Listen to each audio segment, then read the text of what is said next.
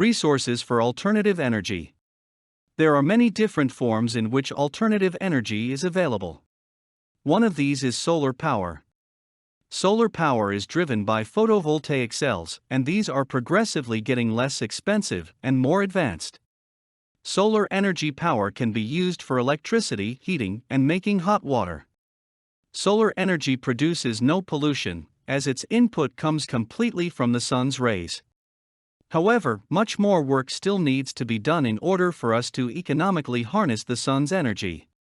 For the time being, the resource is a little too conditional. Storage batteries are needed to be used as backups in the evenings and on inclement days.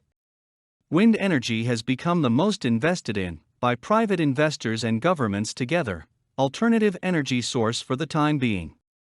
The great arrays of triple-bladed windmills are being placed all over as wind farms, to capture the motion of the wind and use its kinetic energy for conversion to mechanical or electrical energy. Of course, there is nothing new about the concept of a windmill for harnessing energy. Modern wind turbines are simply more advanced variations on the old theme. Of course, the drawback to wind energy is, what do you do when there is a calm, still day? Needless to say, during these times the electric company kicks in for powering your home or office. Wind energy is not altogether independent.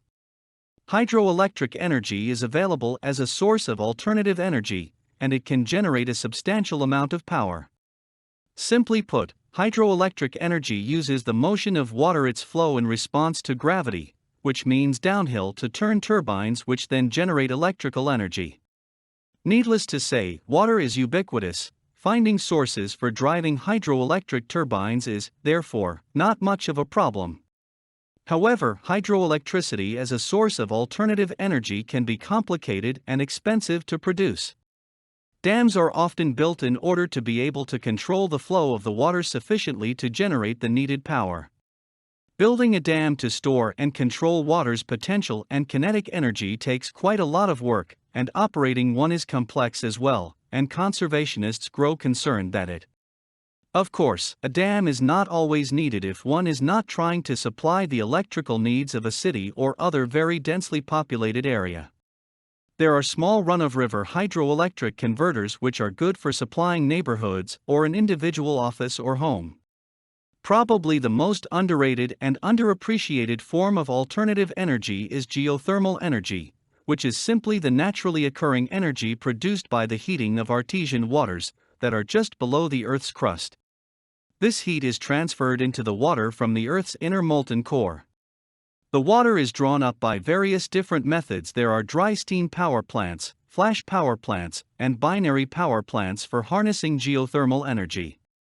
The purpose of drawing up the hot water is for the gathering of the steam. The geysers, approximately 100 miles north of San Francisco, is probably the best known of all geothermal power fields. It's an example of a dry stream plant. For more content like this, please visit learnforfree.biz. Content produced and distributed by AllSuperInfo. All rights reserved. Discover the proven formula for automated sales and success that you can apply to your business in under 30 minutes. Reserve your seat at allsuper.info/webinar.